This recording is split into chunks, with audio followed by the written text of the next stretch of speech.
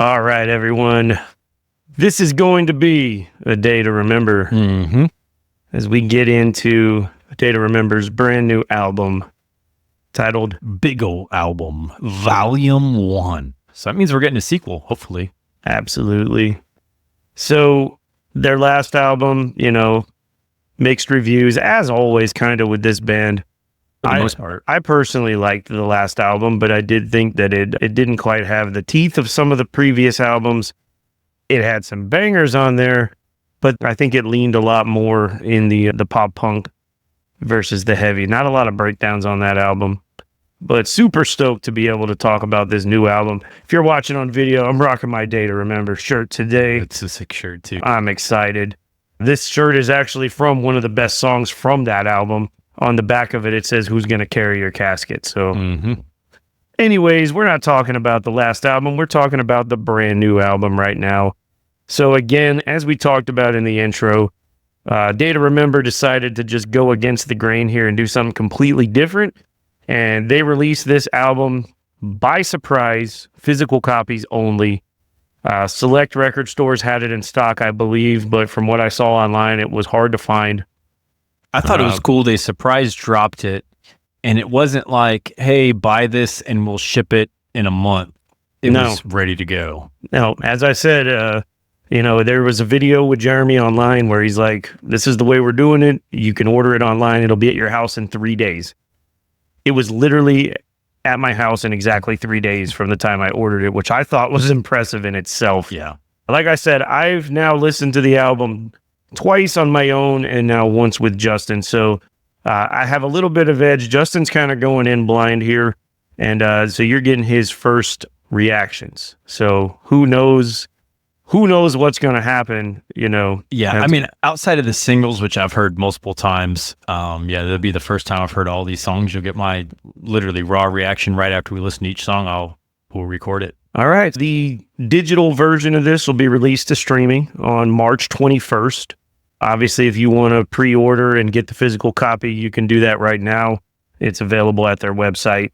But again, the album is called Big Ol' Album Volume 1, and it is 12 tracks, and it's 39 minutes and 6 seconds. So again, just like Kill Switch, kind of hitting that sweet spot on the album length. Yeah, good and length, I'm not mad at that. I really like the cover too. There's a lot of Easter eggs and people. It's a very 90s throwback with the characters of each person on there with the bigger heads and just the over cartoony look. But there's a lot of Easter eggs hidden in there. See how many you can find. Yeah, and those of you watching on YouTube, obviously you can see the album cover on your screen. But if you're listening to the audio version of this, even if you're not a fan, I would encourage you to just Google image this album cover because it's pretty cool. It's definitely got like an older school kind of vibe. Especially it reminds me of Green Day Dookie, like the album, the style of the art, not the actual album cover. Especially if you're a 90s kid, because like this art style was very prevalent then with the bigger heads and the cartoony, more muscular like body types. And, and it was, I know there was like baseball cards like this, and there was also like, I remember, you remember Trapper Keepers and folders and stuff that had faces and cartoons like this? Yeah, man. It's just good old Trapper Keepers. It's such a throwback. So it's really cool. Really cool cover. So my understanding is, from the interviews that I've read, is that everybody that is depicted on this album cover was a part of this album in some way. It doesn't mean that they necessarily have any credits on the album, but they were some type of inspiration and somehow impacted the way that this album came out. So it's really cool. I have not personally been able to identify a ton of people on here. Obviously, we can all see Cody Quistad is on there with a couple of alligators on chains. That's pretty cool. Pretty sure Ollie Sykes of Bring Me's on there. Yes. And there's might be Nick Nocturnal, one of them, and there's more. Yeah, one of the guys from Knock Loose is on here. His name escapes me at the moment, but I know he had a hand in one of the songs on here. So it's just cool to see. Cool to see them pay homage to friends and people that inspired them, and it's a really cool. So even if you don't like the band and you're listening to us because you listen every week, go Google image the album cover. You're not going to be disappointed. Yeah. So they kicked this bad boy off with one of the two latest singles, Make It Make Sense. And right from the start, you got some big old Cody Quistad riffing going on here. Yeah. When I heard this, I didn't know if Cody had anything to do with this, but immediately I was like, that sounds like some Wage War style riffing. Very Wage War. In the best ways too, not the negative. So and if you don't know the history of both of these bands, they're both from Ocala, Florida. Like this is pretty damn close to hometown for us. So I love to see the collaboration and seeing all these bands come out of freaking the middle of nowhere in Florida here. But the riff itself is just super tasty. The song's heavy, still got a little bit of old school ADTR flavor. Big catchy chorus. What were your initial thoughts, Justin? Man, I love the hook. Glass half full, but it's never enough. Make it make sense. Make it make sense. I don't want to. Yeah, really I don't want It's great. Dealing with demons and other personal issues there. It's a really solid opener leading into this album. I'm excited to see where we go. So the next track is Feedback. And this was one of the first singles that was released from this album. It was the second one, if I remember right. Miracle was the first. It was the second, yeah. And this song was almost universally hated when it came out. And I'm just judging by the vocal minority on social media. Yep. But from what I saw, it got a lot of negative feedback. And I said from the very beginning on this podcast that I really dig this song. It's just a good fucking rock and roll song, to be honest. Yeah, it's not heavy. It's fun though. It's so fun. Yeah, it's just a good time. Yeah. And yeah, Jeremy's targeting the haters in full force on this. And what I will say is, love it or hate it, A Day to Remember has fun when they make music. They do. And sometimes that means they're not going to give you the exact sound that you want. But for me, I'm cool with it because I get something different on every album. And because the minute that the band stops having fun is the beginning of the end. So, what do you think? Vocalist Jeremy McKinnon doesn't give a shit what you think. Quote, if I want your feedback, I'll let you know, motherfucker. The lead into the breakdown's just sick. This will get your head bombing, get you moving. This is a great track. I don't care what the haters say, neither does he. That's what the whole track's about. No, and like I said, when I saw them live at the end of last year, I wish I went to that show. They played this song and they made it huge. Like, they gave this was one of the biggest production parts of the whole set, because they're like, you know what? This song's big to us. It is. And it's going to be big to you. So watch, we're going to see them this year at Warped Tour. They're going to play this song, and all of these people that have been hating on this band are going to be singing along to the words. Yep. Yeah, fucking dumbasses. And they're the headliner one night, and Falling Reverse the headliner the other night, and he says the same shit. You'll eventually come around. You'll eventually come around to Ronnie. I probably will. Yeah. I'm still salty over Shiprocked. I know. It is what it is. All right, so the next track is Bad Blood. Man. I promised in the intro 50% more pop punk, and we have delivered on this track. Oh, boy. This is old school ADTR with some modern production tricks. And if you're listening and you're complaining it's not heavy enough, first of all, you haven't made it far enough into the song. Secondly, you probably shouldn't be listening to A Day to Remember. This is A Day to Remember anyway. This is what they do, and this is what they've always done. Go listen to Homesick, for fuck's sake. Right? If you're patient, you're going to be rewarded with a killer breakdown towards the end of this song. What were your initial thoughts, Justin? Man, the opening very much reminded me of Motionless in White. There's a kind of symphonic element to it. And it also came back throughout the chorus. And then you had this lyric, I don't start shit, but I'll finish it. Now, again, this is the first time I've heard this song, so I might have this slightly off. But then he also said, there ain't nothing between us, nothing but bad blood, nothing but bad blood. And that's the hook. It's really fucking cool. Nice little guitar solo leading into that huge breakdown that you talked about. It's a neck snapper for sure. Another fun, catchy hook. I like this track too, man. Definitely stood out for me too, because there's not a lot of guitar solos in their stuff typically. No. And it was nothing intricate or anything. It was perfectly placed and well executed. Yeah. So, all right. 3 for 3, man. It's a good album so far. All right. The next track is All My Friends. We're in full pop punk territory now. They actually make a shout out to this at the beginning of the song. But I heard Jeremy say in an interview that this is supposed to be their version of The Boys Are Back in Town. I thought that listening to this. I even wrote it. Come on. Yeah, they said it. Because they said at the beginning of the song something about the boys being back. Yeah, I thought that instantly. That is so cool. Super fun party anthem. Not a whole lot to say about this one. It's a good time. I mean, it's just a good time. They're talking about, putting your glasses in the air. Just, it's just a fun song. This shit just made me smile. Like, I fucking loved it. This just shows, man, like metalcore doesn't have to be all serious all the time. Like you can have a good time and still enjoy breakdowns and stuff. Like talk about just good times with your friends and hanging out and having a couple drinks. And there's a line where they say, like, when we walk in the door, you hear people saying, "Oh no, we're not looking for trouble." Yep. Me up, man. Let's do it. That's a good track, man. Love it. The next song is "To the Death."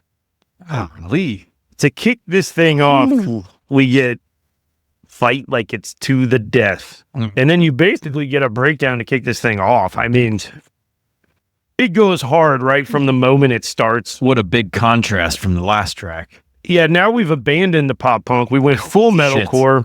This one goes hard as fuck. The chorus is, "You push me over the edge because I'm nothing like you." And then before the breakdown, we get... And I could have this slightly wrong again because I don't have the lyrics in front of me, but it's something along the lines of, "I've got something to tell you from the bottom of my heart. Fuck you." And then we get a killer breakdown. Let's fucking go, man. This is in your face and aggressive. I fucking loved it. To the Death is my favorite track on the album so far. And we just went from a party anthem to this just in your face fucking nasty pit song. Like, let's go. So then the next track we get into is "Flowers." God dang. And right from the start, this one's tugging at the heartstrings. Why is it so hard to pick up the phone to tell someone you love them and you thought they should know? This song it's basically dealing with something that we all talk about and think about all the time. Like, let the people that you love in your life know that they're important before it's too late. I don't want to wait till this is all over to give you your flowers. Yeah. I mean, this is a heavy song, man. Like, this album is it's a roller coaster. We've just went from having a party to being super angry to like reminiscing on better times. You know what I mean? Yes. Like, it's this is more of a pop punk type song. Lyrically, very, very heavy. Very heavy lyrically. I'm not picking up on everything they said after just one listen, but like you can tell how heavy this track is. It definitely pulls at your strings right away. Breakdown got super heavy out of nowhere, but I totally unexpected in this song. It totally unexpected in this song. Like, and I've already listened to this album twice, and it still caught you. And I forgot that this was even here. Yeah. And I was like, where the fuck did that? I literally said that while we were listening to it because I didn't remember. Crazy. I love the clean chorus. This is going to be an anthem type track for them. This is really fucking good. Flowers it's maybe a sleeper on this album. It's a big one, man. And I think the interesting thing about us listening here to physical media is we have a literal side A and side B. And this is the end of side A. And it feels like it. This has closing track qualities. It does. So we're closing out the first half of this album with this track. And also what's interesting to me is when they announced this album and they dropped you could buy the album or you can wait until March 21st to stream it. They gave us two signals at the same time. Make It Make Sense, which is the first song on the first side, and LeBron, which is the first song on the second side of the album, and we're about to get into that. The next track is LeBron. Side 2. This was one of the two singles released as part of the album announcement, and it feels like these two singles were perfectly chosen to represent this album because they are on complete opposite ends of the spectrum. And that's what this album and most Day to Remember albums are like. They take you on a journey, that's for sure. They're kind of bipolar. Yeah. But that's okay. That's okay because when you get a really heavy song like Flowers, you need a song like LeBron to pull you back out of that. So yeah, for sure. This is another one where Jeremy's going after the haters. And I think it's justified. Like, this band and this man have taken a lot of abuse at the hands of their own fans. And I can see where that would really wear on you as an artist when you're just trying to have a good time and put out the best music you can. So You're not going to please everybody. It is what it is. But I think if you're going to go after the haters, this is the way to do it, because this is the most fun song on this album for me. And all you half-ass critics can have the day you deserve. I was going to say that lyric, but you took it from it. This is kind of like Feedback Part 2 in a way. If it ain't one thing, it's another good lyric out of there. And everyone can feel that sentiment. It's another fun track. This is a day to remember. If you're angry listening to this, you have issues. So as the lyric said, so fuck what you think. All right, so the next track is Die For Me. We're riding the pop punk train a little longer into this track. Yeah, I thought this was going to be like something heavy, and it's not. The title would suggest that for sure. And the way the album's been, it's been giving you a heavy track after kind of a more fun track, so keeping you on your toes here for sure. You never know what to expect. It's funny because if this was all that A Day to Remember did, I probably wouldn't be a fan. This isn't typically the type of song that I would seek out, but there's something about the ups and downs between the Kill Switch sound and the Blink-182 sound that's just so goddamn appealing to me. And this rides more on the Blink side. Definitely. Yeah. Definitely. The song itself is not necessarily a standout on this album to me, but I do feel like it's very well placed and it's an important part of the overall album experience. So I like the song. Is it a favorite? No, it's probably not going on playlists or anything, but I'll never skip it in the context of this album. So no, it's another very fun track, and I really can't wait to dive deep into the lyrics on this album. Again, this is the first time I've listened to this, so I'm trying to pick up on things as we listen, just like live here. But I'd be surprised if this isn't the next single. It's got a super catchy hook to it, which is, I remember when you said you'd die for me, and then I can't really pick up on the things he's saying after that, but it's very, very hooky, you know what I mean? This is really something they could play on the radio and catch a lot of attention. Yeah, this would be a big sing-along, if they did it live. Yeah, definitely. I wouldn't be surprised in the slightest if that was the direction they went there. Yeah, not necessarily a standout track, but a track that could open doors for other people finding this band. Exactly. Exactly. This is how you get your pop punk fans and slide them into the metalcore world without even realizing it. You play this at Warped Tour and it draws a bunch of people in that may never even heard of you before. And next thing you know, those people are listening to freaking Architects and Kill Switch and whatever, Yep, Parkway, and the list goes on. The next track is Miracle.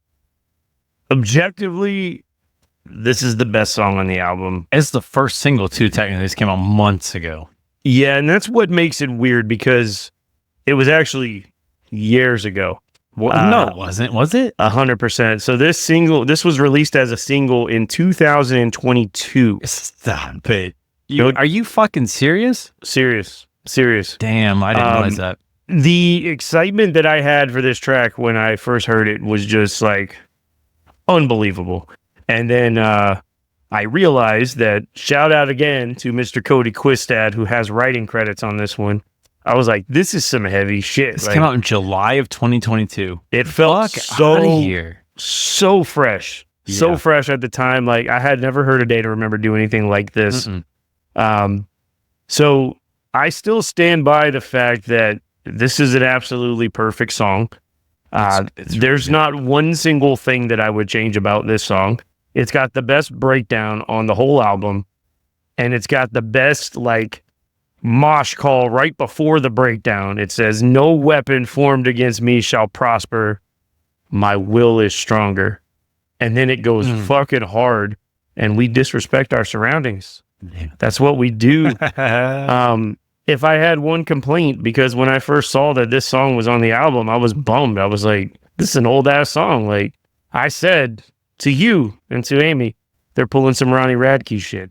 They are, but if you listen to lyrical content, they are pulling some Ronnie Radke. But also, this song fits really well on this album. So I think the only thing that sucks is I wish my first playthrough of this album, I was able to have that feeling of hearing it the first time, which I think you got mostly that because you haven't really listened to it that many times. So not really. Your reaction seemed you didn't really know it.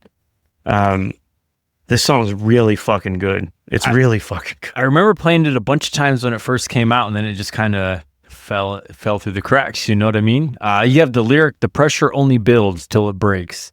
If you could only feel how I feel. And then it goes into, you pray for something spiritual. I don't need another miracle.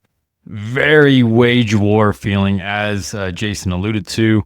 Have they ever toured together? If not, they need to fucking get that going. And even if they had, let's do it again. I am so mad at myself for this because when I was still working at Advanced Auto Parts, shout out to all my people that are listening that still work there. I used to. I could not get off work, and Amy went to a show where A Day to Remember was given the keys to the city by the mayor of Ocala, Florida. Oh, shit. And guess who opened that show? Wage War. Wage War. Crazy, man. But they need to do a full tour together. I don't know if that's happened, but it definitely needs to if it hasn't. Yeah, if they did that again, man, it'd be one of the biggest tours of the year. And honestly, these are two massive bands in the genre right now. I never disliked this track when it came out, but I never liked it as much as I just did in the context of the album. It hit a little bit different just now, almost 3 years later now, 2.5 years. And that was my thing. Like, I saw the track listing and I was like, all right, that song is old news, but it fits. It fits on the album. It fits the whole tone. Like, it belongs here. So, yeah, great song, man. Love it. Good track. The next song is Same Team. Oh, man. And right from the bat here, like, one of the lyrics that stood out that repeats throughout the song is, the ones we love the most. The sharpest knives. Yeah. I wrote that down too. Simple, but what a lyric. Effective.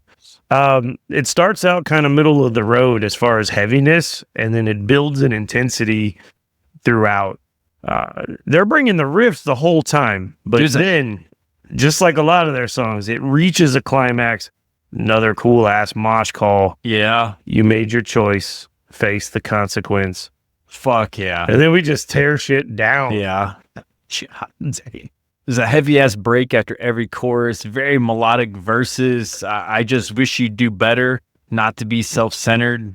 And as Jason mentioned, what a fucking call out before the breakdown. Face the consequences, man. This is good shit. And that same interview that I've been referencing with Jeremy, he mentioned that, you know, they had a lot of fun with this album trying to put breakdowns in places that they didn't belong. And there's a few of those already as we've went through here. So very cool. Very cool. Good shit. We continue. Good songs, man. What an album. So the next track is Silence. And it's not a quiet track. No, not at all. They actually didn't waste any time with this one. It starts out and you think it's going to be one of the more mellow tracks, but it gets pretty heavy, pretty quick. It's kind of a mid-tempo, but it's heavy. This is some of the most unique vocals that I've heard from Jeremy as far as the clean aspects of it. It almost doesn't sound like him, which is interesting. This does not sound like... If you put this on, I would not think this is The Day to Remember. Yeah, I agree. I don't think there's any parts of it that really sound like that. Cool line in the chorus where he says, silence will no longer suffice. That's pretty badass. That's pretty metal. And then guess what? Breakdown, bitch. Another breakdown. Another neck-snapping breakdown. If you ain't getting breakdowns on A Day to Remember album, then something ain't right. What are we even doing, right? Also want to point out, it seems like they're experimenting a little bit with some keyboards on this one. Yeah. A little bit of like kind of an 80s synthy sound towards the end. I'm not mad at that. I like it. No, and that's probably the reason this gave me everyday feels exactly the same from 9 Inch Nails throughout the verses. Oh, absolutely. You know what I mean? Yes. But then you get into the choruses and there's this like massive, almost Gojira type of riff to it. So it's like they're blending these different sounds. I really like it. That's really cool, man. The 9 Inch Nails reference, I didn't get that. So yeah, that makes me look at it a little differently now. It sounds like nothing else on the album. It's a really cool track. Yeah, definitely does not sound like your typical Day to Remember. So they close this thing with Closer Than You Think. Kind of a ballad, I would say, overall, to close this out. Very much. Heavy lyrically. A few lines that caught my attention right from the start is the world just spinning like a time bomb ticking away. Sometimes you hear something and it catches you at the right time. And man, the last couple of weeks, I've just been in a funk, and this spoke to me. And then another line that stood out, it's not the next line, but scream at the skyline, no one's listening. But the highlight of this and the overall message is there's a light up ahead, a little closer than you think. And that's cool, man. And sometimes, like, the hardest of hard metalheads need to hear this type of stuff. It can't all be like bleak and murder and anger and despair. Like, sometimes you need a little bit of optimism, and I'm glad they chose to close this out the way they did.